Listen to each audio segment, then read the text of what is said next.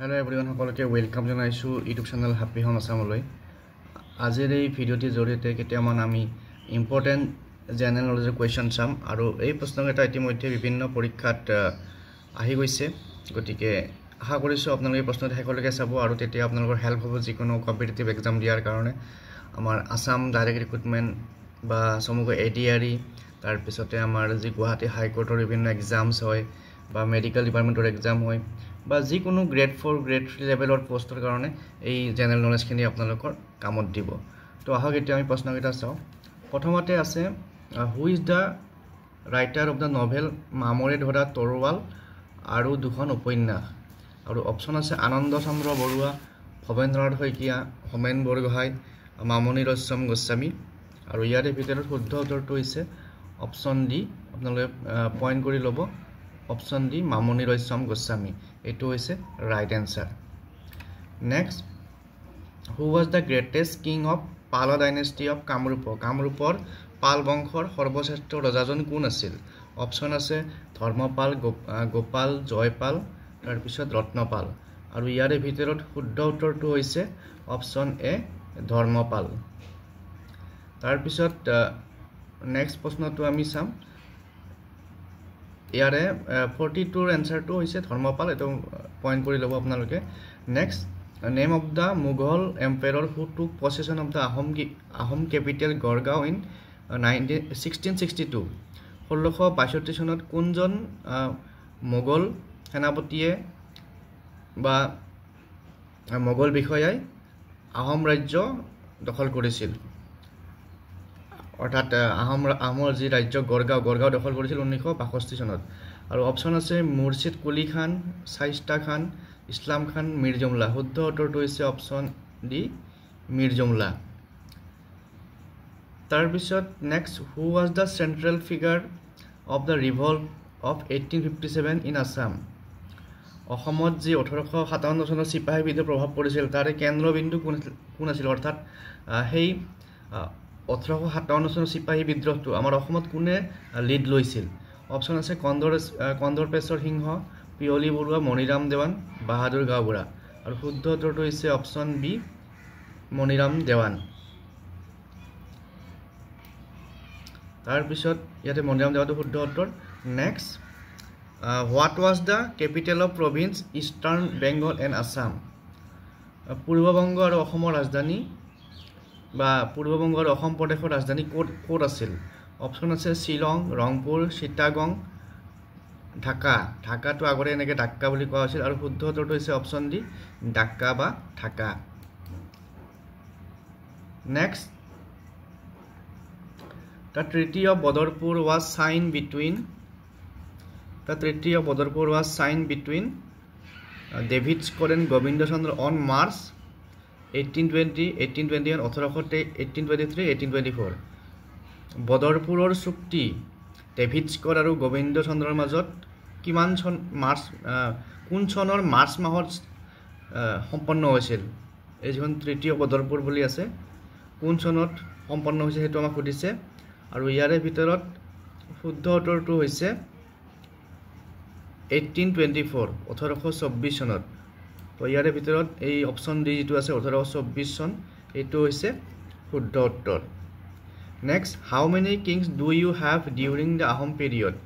আহোমৰ সময়ত আমি কিমানজন ৰজা বা কিমানজন স্বৰ্গদেউৰ শাসন আমি দেখিবলৈ পাইছিলোঁ? আৰু ইয়াৰে ভিতৰত শুদ্ধ উত্তৰটো হৈছে অপশ্যন বি 41। তাৰপিছত নেক্সট কুৱেশ্যনটো আছে দ্য ছেকেণ্ড বাৰ্মিজ ইনভেশ্যন টুক প্লেচ ইন। মানৰ দ্বিতীয় আক্ৰমণ কিমান চনত হৈছিল? অপশ্যন আছে 1817 চন, 1818 চন, 1819 চন, 1821 চন। আৰু ইয়াৰে ভিতৰত শুদ্ধ উত্তৰটো হৈছে অপশ্যন চি 1819 চন। তাৰপিছত নেক্সট প্ৰশ্নটো আছে Maniram Dewan and Piyali Barua was hanged on. Maniram Dewan আৰু পিয়লি বৰুৱাক কোনদিনাখন ফাঁচি দিয়া হৈছিল? অপশ্যন আছে 26 ফেব্ৰুৱাৰী 1858, 20 মাৰ্চ 1861, 30 জানুৱাৰী 1860, 21 এপ্ৰিল 1865। আৰু ইয়াৰে ভিতৰত শুদ্ধ উত্তৰটো হ'ব অপশ্যন এ 26 ফেব্ৰুৱাৰী 1858 চন গতিকে এইটো মনত ৰাখিব এই এনসাৰটো আৰু এই প্ৰশ্নকেইটা আপোনালোকে নোট কৰিও ল'ব পাৰে নিজৰ যদি বহি আছে বহিত নোট কৰি ল'ব আৰু যিসকলে চেনেলটো নতুনকৈ চাইছে সাবস্ক্ৰাইব কৰি ল'ব চেনেলটো আৰু শ্বেয়াৰ কৰি দিব আপোনালোকৰ বন্ধুবৰ্গৰ মাজত আৰু তাৰ লগতে আৰু এটা কথা কৈ থওঁ যিসকলে এইবাৰ BTSৰ গ্ৰেড 4 গ্ৰেড 3 এক্সাম দিব তেওঁলোকৰ কাৰণেও এই প্ৰশ্নকেইটা কামত দিব তো নেক্সট আমি চাম 51 নম্বৰ কোৱেশ্চনটো in the quit India movement of 1942 কনকলতায়ন Mukunda Kakati were shot dead by the British police at Sonitpur Tezpur Gohpur Biswanath কোনটো হ'ব এইটো সুধিছে আমাক আৰু ইয়াৰে ভিতৰত শুদ্ধ উত্তৰটো হৈছে অপচন সি গহপুৰ ভাৰত ত্যাগ আন্দোলনৰ সময়ত কনকলতাৰ মুকুন্দ কাকতিক গহপুৰত ব্ৰিটিছ পুলিচে গুলিয়াই হত্যা কৰিছিল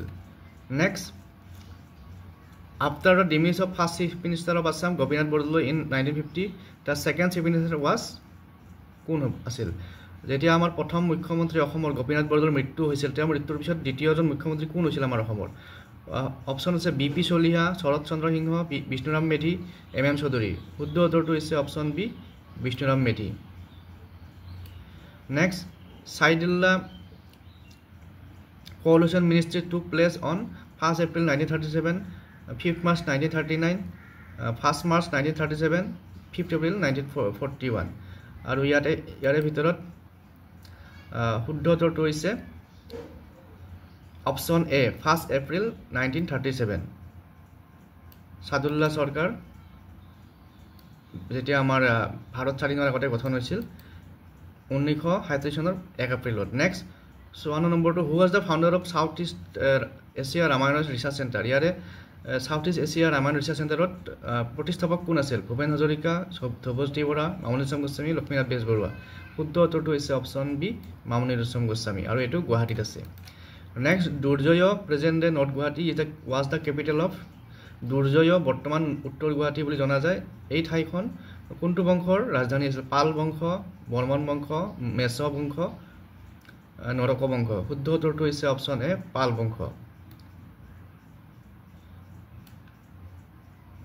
তাৰ পিছত the treaty of Yandabo was sign in the year এইটো সকলোৱে জানে ইয়াণ্ডাবু সন্ধি কিমান চনত হৈছিল অপচন বি 1826 চনত তাৰ পিছত 57 টো আছে which one is the first Assamese novel প্ৰথম অসমীয়া উপন্যাস কোনখন আছে অপচন আছে মিৰি জীয়ৰী পদুম কুঁৱৰী ভানুমতি তাৰ পিছত সুধৰ্মৰ উপাখ্যান আৰু ইয়াৰে ভিতৰত শুদ্ধ উত্তৰটো হৈছে অপচন সি ভানুমতি পদ্মনাথ গোহাঁই বৰুৱাই ৰচনা কৰিছিল নেক্সট দ্য ষ্টেট এন্থেম অ মোৰ আপোনাৰ দেশ was first publish in the magazine name বাহি জোনাকী সুৰভি জোনবিৰি আমাৰ যে জাতীয় সংগীত আছে অ মোৰ আপোনাৰ দেশ ইয়াৰে কোনখন আলোচনীত প্ৰথমে প্ৰকাশ পাইছিল আৰু শুদ্ধ উত্তৰটো হৈছে অপচন এ বাহি সকলোৱে জানে চাগে অপচন এ বাহি next the first Assamese magazine Arunodoi was publish in the year প্ৰথম অসমীয়া আলোচনী অৰুণোদয় কিমান চনত প্ৰকাশ পাইছিল আৰু ইয়াৰে ভিতৰত শুদ্ধ উত্তৰটো হৈছে অপচন বি 1846 বা 1846 next the first Assamese to compile a dictionary name Hemkosh is Dimbeswar Neog Hemchandra Goswami Chandradhar Barua Hemchandra Barua আৰু শুদ্ধ উত্তৰটো হৈছে ইয়াতে অপচন ডি হেমচন্দ্ৰ বৰুৱা গতিকে আজিৰ ভিডিঅ'ত এইকেইটা প্ৰশ্ন আপোনালোকলৈ আগবঢ়ালোঁ নেক্সট ভিডিঅ'ত আৰু এনেকুৱা প্ৰশ্ন লৈ আনিম চেনেলটো চাই থাকিব আৰু কোনোবাটো প্ৰশ্নৰ উত্তৰ যদি আপোনালোকে মানে লিখিব পৰা নাই বা পইণ্ট নোট কৰিব পৰা নাই তেতিয়াহ'লে কমেণ্ট কৰি জনাব মই কাৰেকশ্যন কৰি দিবলৈ চেষ্টা কৰিম তো পুনৰ লগ পাম নেক্সট ভিডিঅ'ত থেংক ইউ